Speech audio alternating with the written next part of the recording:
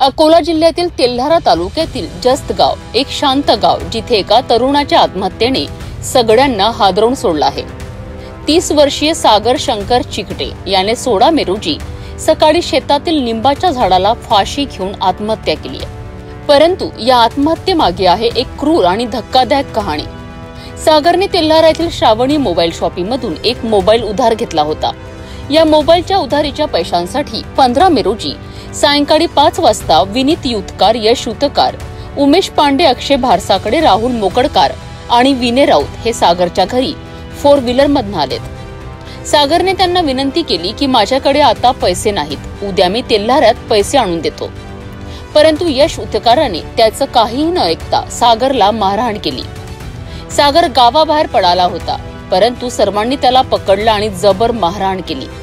इतकंच नाही तर त्याला मारत मारत गावभर फिरवलं। सागरच्या चेहऱ्यावर भीती आणि दहशत स्पष्ट दिसत होती। यानंतर या 6 जणांनी सागरला त्याच्या गाडीत टाकलं आणि रात्रभर तो बेपत्ता होता। 16 मे रोजी सकाळी 8 वाजता सागरचा चुलत भाऊ मनोहर चिकटे शेतात कामासाठी गेला असता त्याला सागर निंबाच्या झाडाला फाशी घेतलेल्या अवस्थेत दिसला।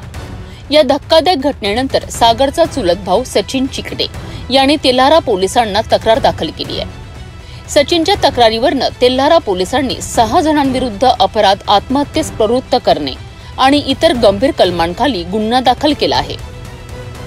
भारतीय न्याय संहिता 2023च्या कलम 137, 108, 3 अंतर्गत हा गुन्हा नोंदविण्यात आला आहे। पोलीस निरीक्षक प्रमोद उलेमाले यांच्या मार्गदर्शनाखाली पोलीस उपनिरीक्षक सुनील भटकर या प्रकरणाचा पुढील तपास करीत आहेत। या घटनेने जस्त गावात तणावाचं वातावरण निर्माण झालं आहे। एका मोबाईलच्या उधारीसाठी एका तरुणाचा जीव जाणं हे गावकऱ्यांसाठी आणि प्रशासनासाठीही मोठा धक्का आहे।